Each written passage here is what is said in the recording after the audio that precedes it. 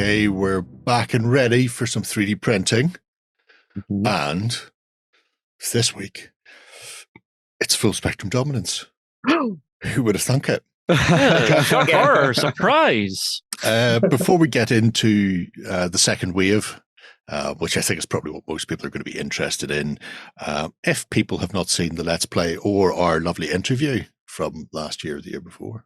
Last year. Last year, yeah. About a year ago. Yeah. Full spectrum dominance then. It is the pinnacle of tiny fighting men in tiny fighting buildings. In a in a high quality, but very, very, very small terrain that you've been working on for a while, along with a Saga-esque rule set where it's all dice mechanics and management. Do you want to explain to the kids at home what I've said, but properly? I can try.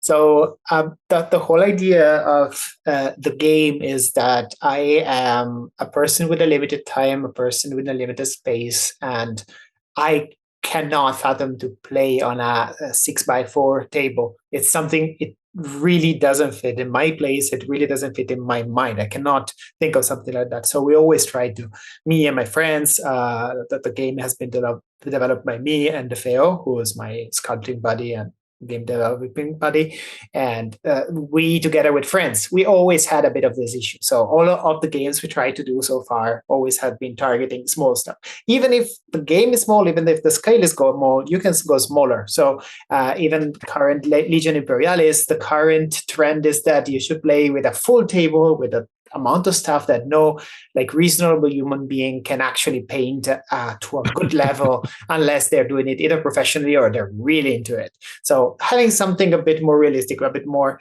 of a size that you can actually afford to play is good. I always liked the ideas of Saga. I always liked others' ideas from other games, and creating new rules, new mechanics is always something that fascinated me. There are already great games out there. If I make a new one, I try to make it different. Otherwise, it's just a variant of an existing game. And so what you have with full spectrum dominance is that you might, depending whether you like it or not, but you might get the experience of a proper combined arms skirmish. I say skirmish, even though, of course, individual miniatures are not a thing. Like, you don't get an individual infantryman running around. You get groups of 5, 6, whatever you want to play, put on the base, and you get maybe units with 2 or 3 bases of infantry. But still, the way the game feels is the kind of game where each individual base matters. You don't have bases that just disappear and it's like, oh yeah, I have a lot of them. You actually have each individual vehicle having their own troubles, their own issues that happen during the game, and then you have to deal with that. It's nothing groundbreaking at all. It's just a skirmish, but playing a skirmish in this scale on a table that has the size of a kill team or like that kind of size, more or less, like the 3x2 size of the table, is something that really I really wanted to do, and it's really nice that now we have it.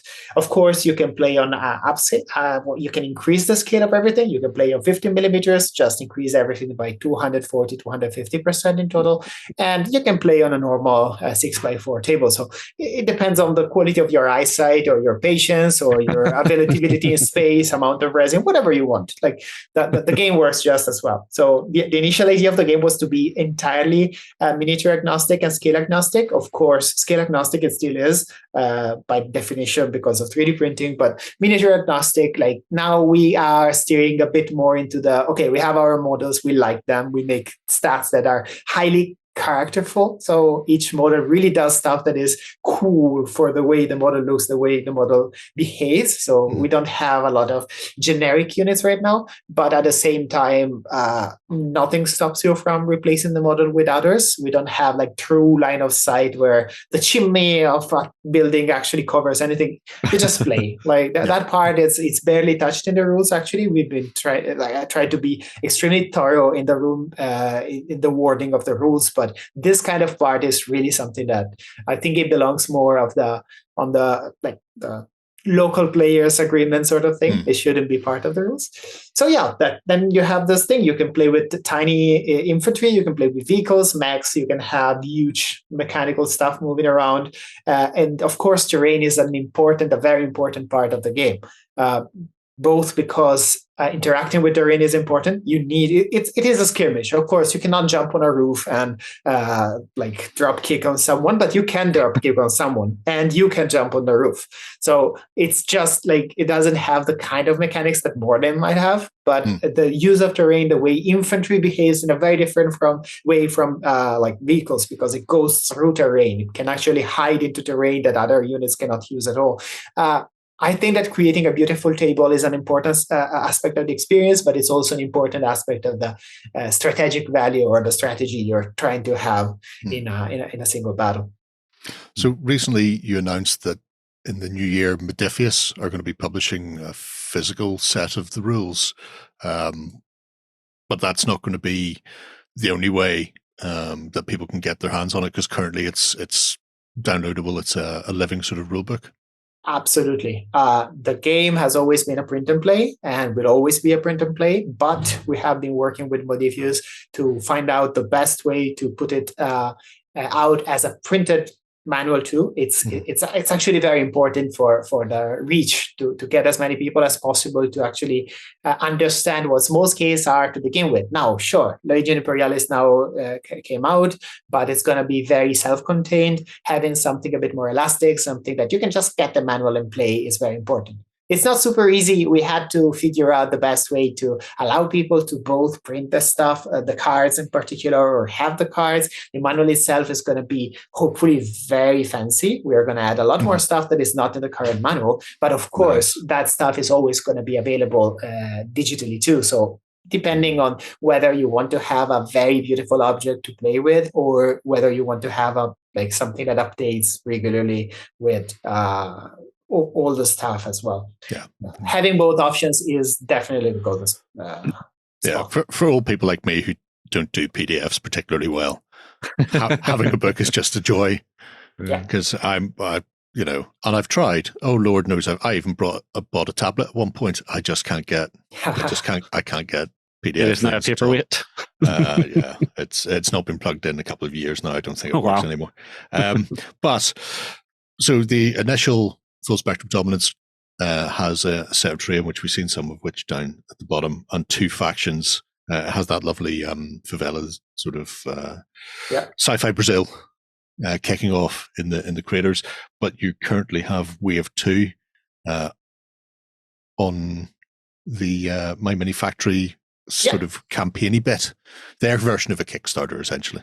It's basically quite well. Yeah. It is a Kickstarter where you get the stuff immediately, which also might be called a store. But in a slightly different way, there are still stretch goals. And in general, there is the hype of a Kickstarter. And it's going really well. We have been actually blown out by the amount of support we got in the first 20. It's been less than 24 hours, and we are already doing really well. We are really, really humbled by that. The community building we invested in this year has been pretty intense, and we actually invested a lot of energies in this specific Kickstarter, but the results are still above anything we expected so far. So thank you everyone for everyone who participated already. Thank you. It's been really a wild ride, and it's been less than 24 hours again. But yeah, we have two more factions. We have a lot more terrain. The idea is that ideally we're going to have 5 factions in total. So there's going to be one more at least. But then again, we're thinking about bugs. We're thinking about other stuff coming up. There's a lot more coming up. In general, the idea of having more than 2 factions is pretty good, because right now, otherwise you're always playing either the same faction on both sides, which is a bit weird, or it's always going to be the same battle. Having 4 means that there are 6 different combinations plus playing each individually. It's going to be much better in that. And that's it. Yeah, the new terrain I'm particularly proud of, and I hope it's going to be used in many other games other than just ours. It's gorgeous. Having a look at the detail on this, seeing some of the big images that we saw is amazing. It's also practical because the combination of joints you have, the pipelines that goes around and allows for like line of sight blocking, like just the linear terrain. It's actually very practical in terms of gaming. You can have very, very useful divisions of the terrain to make just like in Morden, having a small table is good as long as you have enough stuff to make it into a maze. To fill it, yeah. I will say I am loving the design for the Union. There's just something about that sort of, low-ish tech industrial feel that's just jumping out and going, Justin, you need to get me and paint me. I walked around a lot of construction sites, and the people around me were very patient with me while I took a lot of photos, and that paid off. There's just something there just going, yes. Yeah, for me it was the conglomerate are the ones that won me over. I just like that's great. It's the sleek design of it. It's one of those things that I just corporate sellout. I know. I want to be the corpo bad guys. That's the thing in my head. I definitely want to run with that. They look they'd be amazing to paint. In that kind of like military grey or something like that, maybe with a little bit of shine to them and stuff. Yeah. Just don't do like I'm doing. I'm painting them white and doing paneling on white is pain. But I'm really happy on how they turned out. Those are sculpts by Theo, my sculpting partner.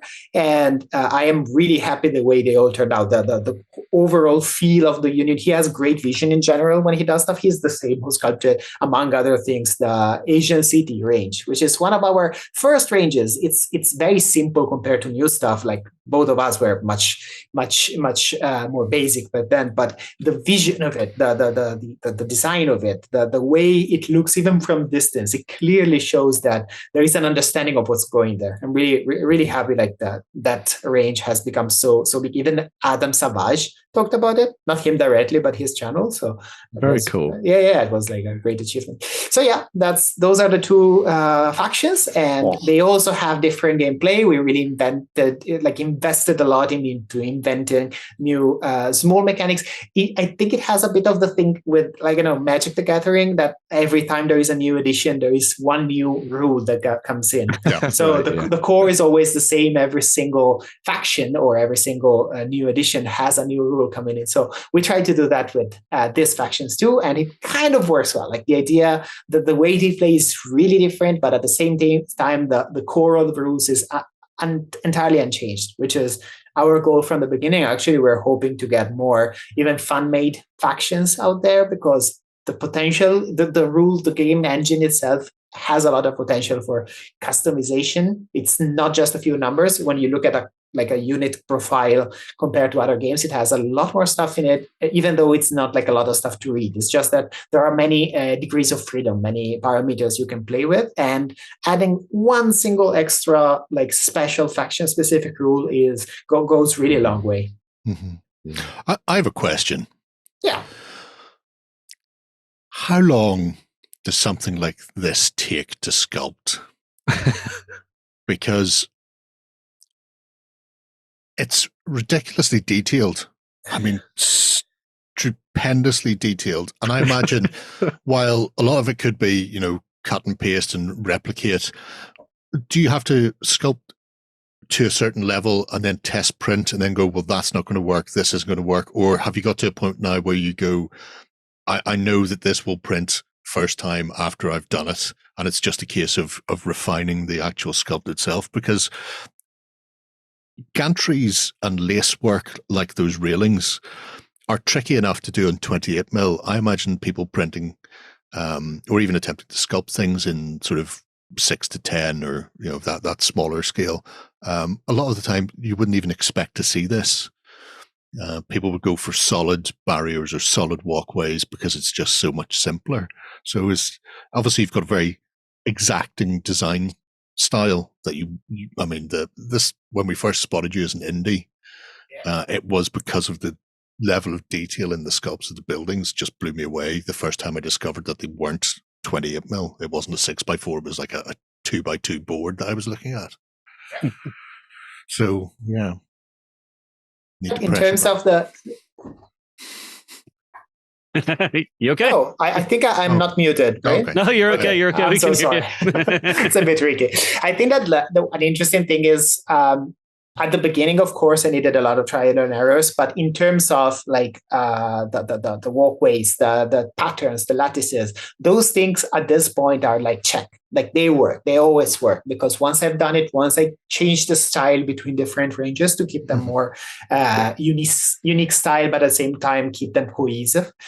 Coherent, whatever. Yeah. You got it. In any case, like those things kind of work every time because it's kind of always the same. So there is that aspect. Plus, I have done enough of them that sometimes I just know that one thing will show or not. But still, there is a lot of trial and error. Yes. In terms of how long it takes to sculpt this kind of stuff, honestly, if I knew exactly what I wanted to make at the end of it, I would be done in a day. The problem is I'm not. So usually the playing around with parts, combining them, changing the shape, understanding if the volume is right or if it feels wrong in hand. The thing that I usually do is I do rough volumes and print them and just see how it feels in hand. At that point, it's like, yeah, okay, I kind of know what I'm doing. I kind of know the kind of volumes I want to have. And then you can just build from there. But I would say that it's like, the concepting phase is probably the one that takes longer. And it's also why I am sometimes a bit bitter against people that just copy Games Workshop, because the concepting phase itself is a huge part of the investment in time and creative juices. Like if you already know what you're doing, everything is much easier. So in this case, it's a bit in between because I really knew that I wanted to do this stuff, but still like deciding, should I put this here? Do I add a truss there? Why is there an H-beam there that shouldn't be there? Like that kind of stuff takes quite some time. Yeah, well, you actually get into a little bit of structural engineering when you're doing something like this, because this that we're seeing right now doesn't exist in the real world. So you actually have to think, how would that be actually built 1-to-1 scale to feel right and be right, which I found incredible. Yeah, I'm sure it will collapse in a moment, but yeah. Thankfully, it's powered by unobtainium. Oh, that's fair. Yeah, that's fair. Yeah, there are some pipes that go nowhere or that connect all together. So it's like, why? What is this? But I'm sure that looking at this, it feels like it would be structurally sound if you actually built it. Yeah, if you make it all in metal and weld everything together. Yeah. It's pretty hard to collapse, but close enough. So one of the things I've noticed then, obviously there's the Union Army and the conglomerate and the train. They're all due pretty much as soon as the campaign ends. But you've been adding stretch goals, and the stretch goals are sort of coming up by month into the future. So I imagine if this campaign goes on, because it's due to run for another 40 odd days. If things continue as is at the moment, you could find yourself still sculpting up until next Christmas. If it goes 24 hours for another 48 days, I probably won't have to worry for other campaigns for a while. Yeah, but no, I don't think it's gonna be that big. I am really hopeful about the whole campaign, and now we're kind of slowing down a little bit on the new stretch goals. I've been actually working on some just before we started this call.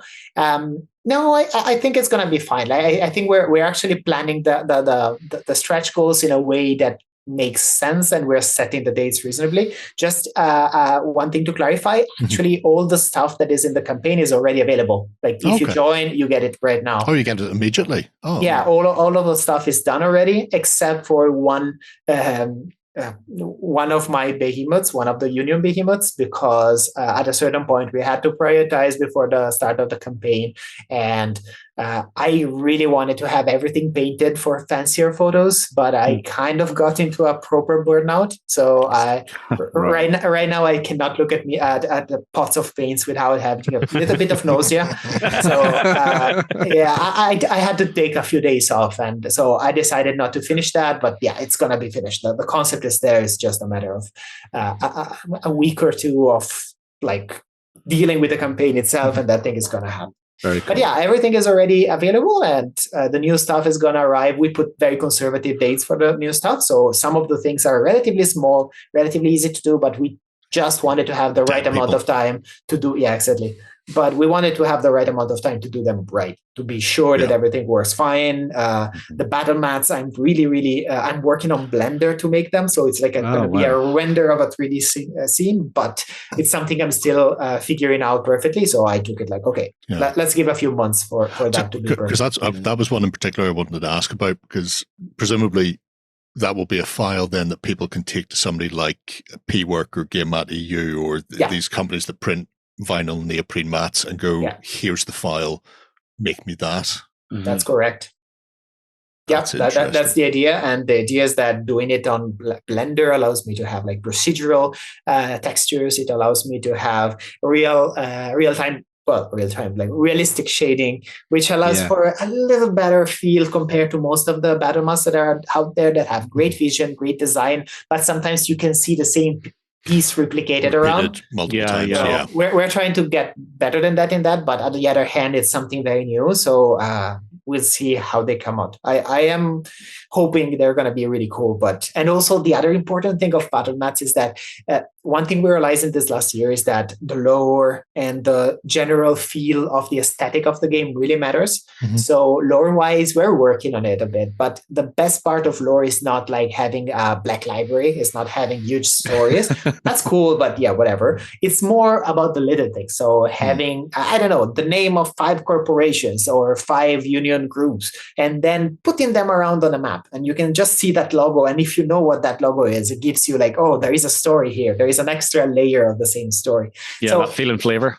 Yeah, exactly. Working on the little things. And also a bit of a shout out for the illustration, the first illustration you see in the campaign, like that. I've been working with a very, very good illustrator right now, and I love the way illustrations are coming up. And I'm really looking forward for more illustration of his. It's been really good so far. I kind of want to get that as like an A2 poster. Yeah. And there's going to be more of those coming, and each of them has so much character. There are so many things going on, but at the same time, the composition is so well thought. It's really, really great. Sweet, like candy. I'm just going to have a quick look at some of the other stuff on my mini factory that you've done previously. So, look, it's more that Vietnam type stuff, Justin. Oh yeah, wonderful. People printed that at the 28 millimeters. Results were very cartoonish, but actually very solid. So nice. Again, it's one thing you guys do with your 3D prints. You chuck so much detail in there that scaling it up, you can put the work in to still make it look like really, really good if you're painting it. Yeah, a bit more cartoonish, a bit more chunkier, because that's like when people say, oh, you can take this model and scale it. However, it has to be targeting one specific scale. Then you get the right level of details. If you scale down, scale up, you might have either too thin bars or rather cartoonish or bulky features, which is fine for some people. I've seen people printing the infantry of the new faction in 28 millimeters, and it looks good. It feels a bit like Mark Copleston, of course, not as good in terms of composition, and he's a master, but the kind of feeling looking from distance is that one.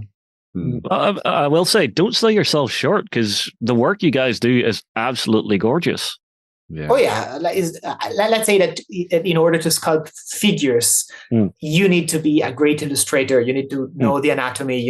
I know a little bit of each. I am sort of an illustrator, but I'm not that's not my expertise, and my figures are not on par with my terrain, for instance. And it's fine. It works. It works perfectly for 6 mil. Maybe one day I'll try some 28. We'll see.